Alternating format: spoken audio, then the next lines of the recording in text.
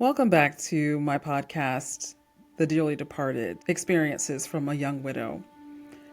This is part 2 of the day that Frederick died. The day that I will never forget that happened exactly 3 years ago, May 25th. I think about how we spent most of that day and how he was feeling so sad about the Uvalde tragedy.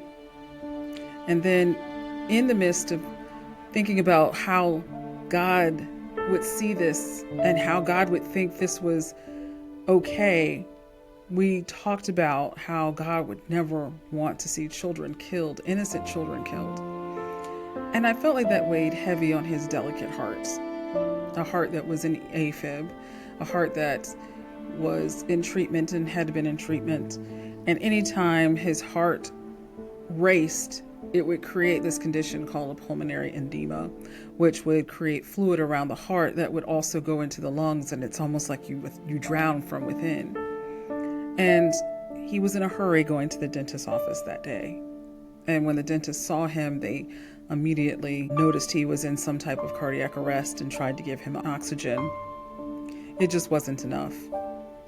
And so as I ended the first podcast, I talked about getting to the office and finally hearing the news that he was gone. I talked about how it felt as if I was standing one moment and then just blanked out another, as almost I was in another alternate universe, that this wasn't happening to me.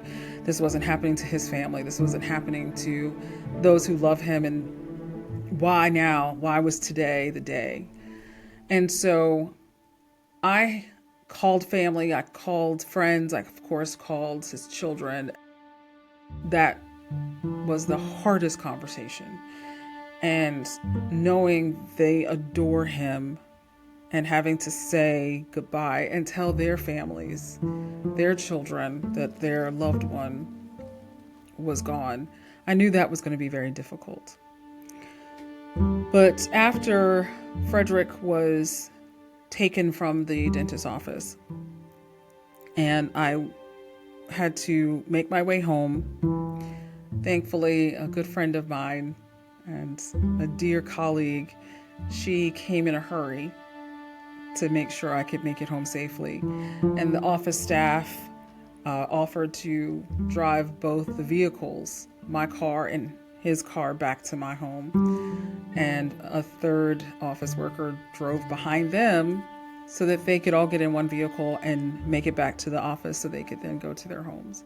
That's how close and how loved my husband was to so many people. He touched so many lives, and it was because of his kind spirits, his loving nature, his ability to laugh and smile through all adversities and always look at the positive. That to me was such a precious gift, a precious attribute of his that always made me feel secure and safe. It made me feel as if nothing could really go wrong. We could have things that happen, but nothing could really go wrong. And I needed him in that moment to help console me about him leaving me. I know that sounds strange.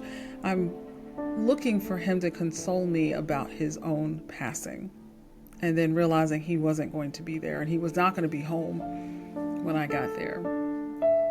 And my friend who dropped me off, she stayed with me for several hours as I waited for my family who lived out of town about 2 hours to come and be with me. But I really at first wanted to just be by myself. I was so broken, and I had never felt that level of pain in my life. I've lost people, and I say that you lose people in your life, but the spouse, there's something about your spouse that has a part of your heart and your spirit that all of that gets ripped from you in that moment. And while I knew I needed people and I needed someone to just hug me or hold me and say it was going to be okay, I also just felt like I needed to be by myself because I needed to process. I needed to pray and ask God to get me through this. I didn't know how I was going to do it on my own. I didn't feel there was a way I could. I needed him. I needed my husband back. And I wanted it just to be a nightmare. I wanted it just to be a dream, and I was going to wake up and he was going to be here. And I hear people say that it's just a dream. Maybe it's a dream. And This was a moment where I truly wished I was waking up from a nightmare. But it was only the beginning of the nightmare. Losing him was hard enough. Losing your loved one is hard enough. But then to deal with the legalities of things. My husband had passed away at the dentist office. But legally, they cannot declare him dead. The emergency crews could not. And so I was waiting for the medical examiner to declare him dead so that his death certificates could be produced and he could be cremated, which were his wishes, so that he could be placed in the family mausoleum in France. That was his wish. And the mausoleum sits on beautiful land in France overlooking a gorgeous mountain. And I remember him always talking about that. We would visit and see that mountain. He's like, yep, this is where I would be laid to rest overlooking this beautiful landscape with the mountains in front of me. And I thought, it is a beautiful place. But the issue became not just me processing his death. It became, how could you process him for his final resting place? And the funeral home that picked him up said that they would work out all the details. I came in the next day and we were just going through the process. And so his children were there to help. In the state of North Carolina, they had just implemented a new program to digitally put in death certificates. And while that never made any difference to me, nor did I know about electronic death records, it didn't mean anything to me because I hadn't lost anybody. But I'd lost my husband, and now I had to figure out how to get his death certificate. And you'd think that's not your worry. That shouldn't be on your plate when you're grieving. But that is how I felt God was trying to protect me. And I find saying that strange. But when I'm in a work mode, when I think about a task that I have to do, I can set my feelings aside. I will allow for other things to take precedence instead of my feelings. And then it became just that. The days that led after my husband's passing became the most absurd and disheartening that I could not at all process how I felt losing him. So let me explain. When Frederick's death certificate was created by the funeral home, the doctors needed to sign off on it because the dentist could not declare him deceased. The medical examiner said he didn't die at the hospital and he did not die in a facility. So the only other person that could declare him dead would be a physician. And they asked my primary care doctor to do that. Sounds strange, mainly because my primary care doctor didn't show up at the dentist office. No one from any medical practice showed up. We had the emergency crews and we had the medical examiner. And so while the medical examiner typically would do those things, the state of North Carolina had changed it. And so my husband's death needed to be legally declared by a physician, which held up so many things. If you can imagine, and probably you wouldn't, whenever you're closing out someone's life, it's not just the fact that you are cleaning up closets, putting up their memorabilia, taking their precious items that they've always had and celebrated in the home and putting them in boxes.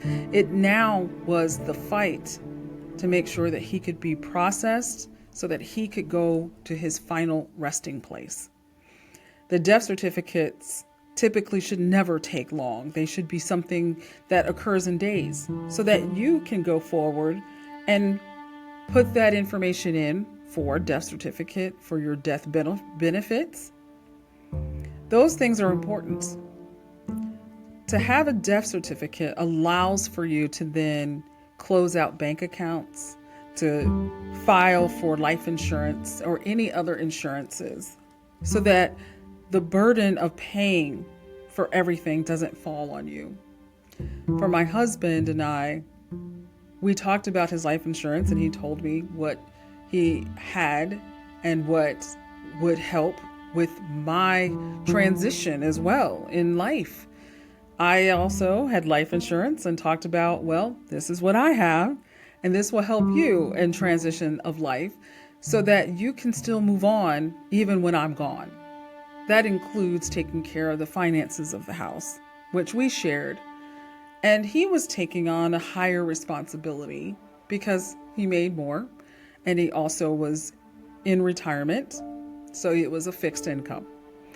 And I knew we were going to have to pay bills as well as continue on with creating a plan for his final services and reflection and his going home service.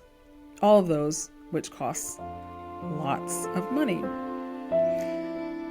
As the days kept going and a death certificate could not be produced, his doctors, like his cardiologist, claimed that they did not have access to the system the state incorporated for electronic death records, which they called NC-DAVE.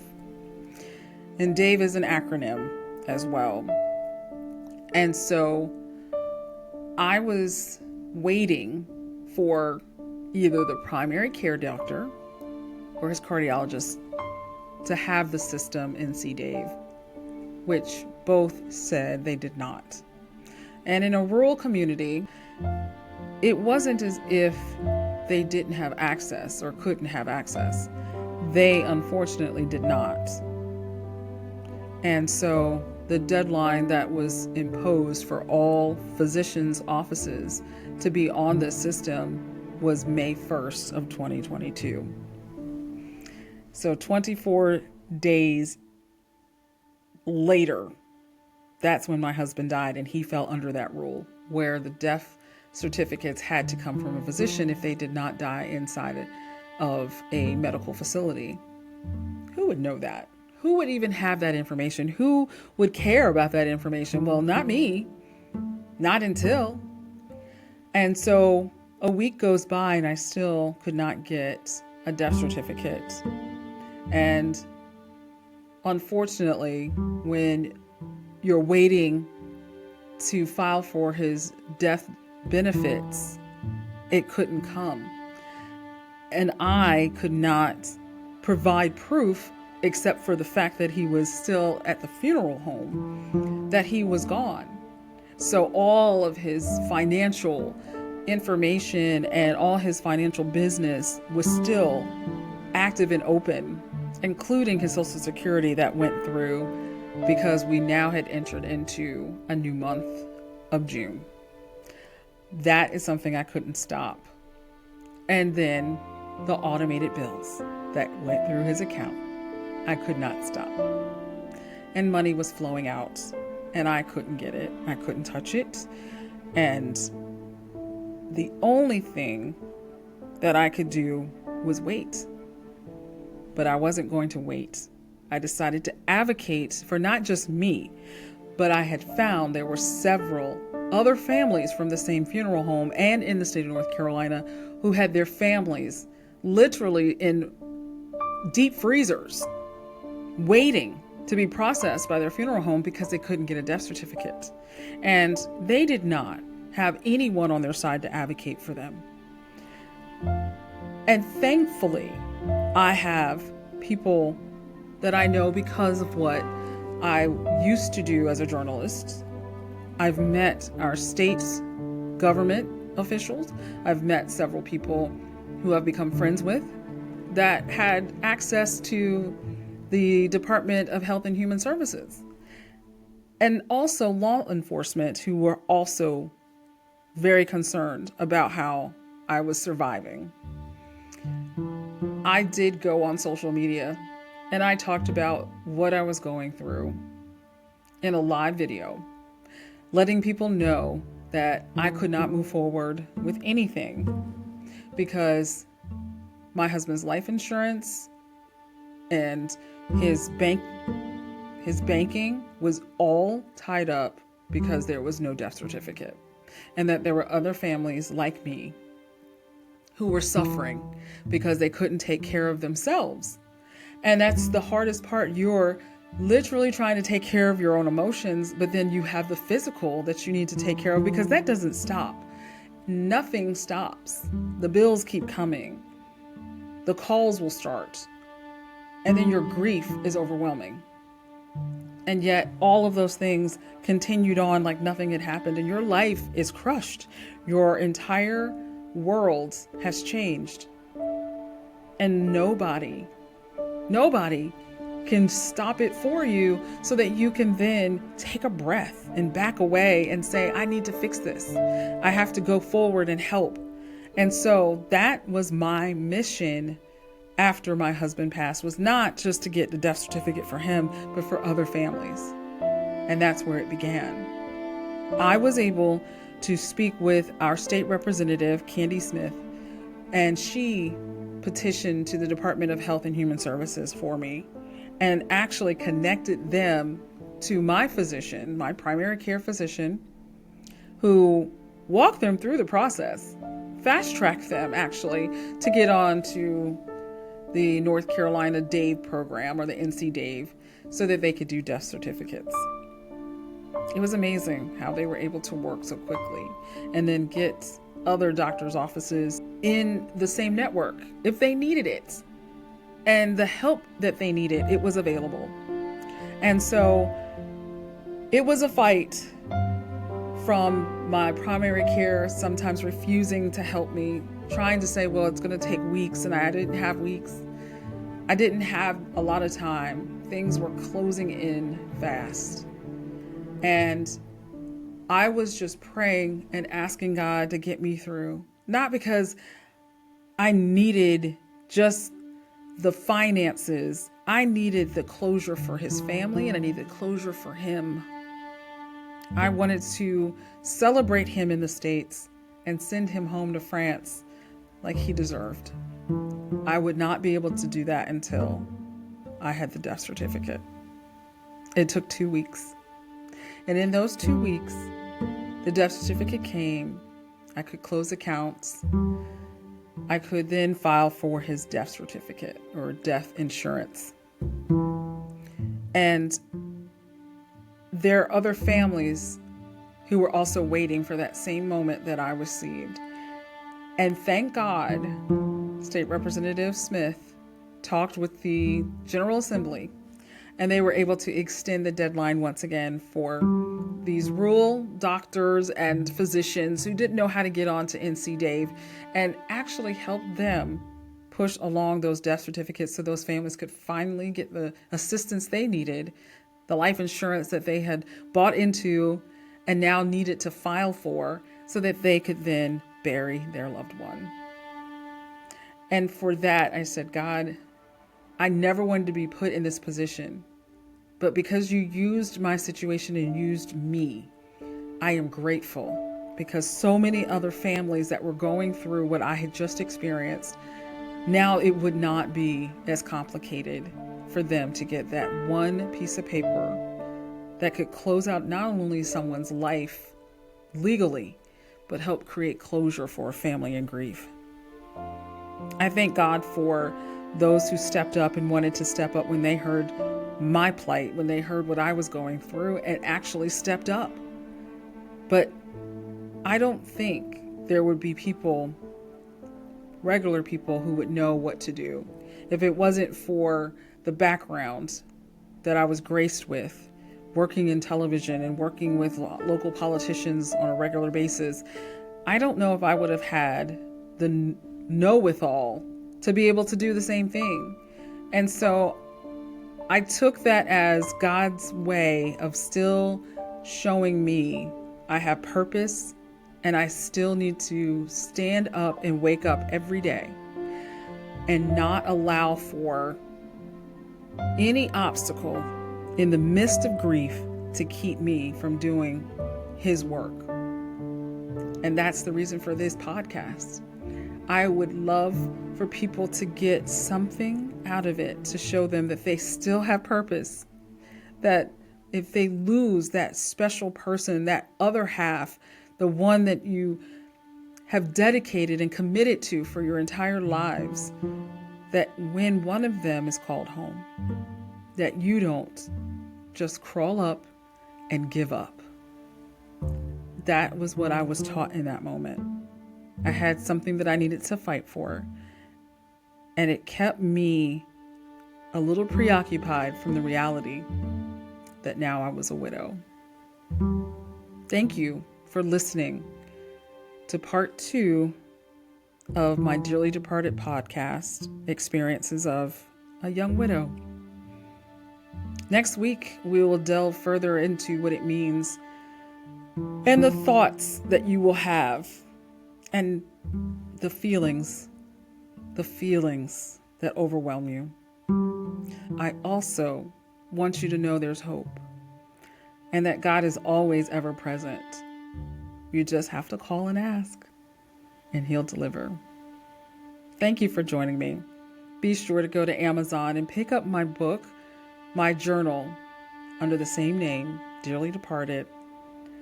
I want you to be able to journal and get through the hardest parts, the things that you can't say out loud, but you can put on paper. That journal is available online on Amazon under Ainee Lynnette Taylor. Thank you for joining me today. I look forward to talking to you next week.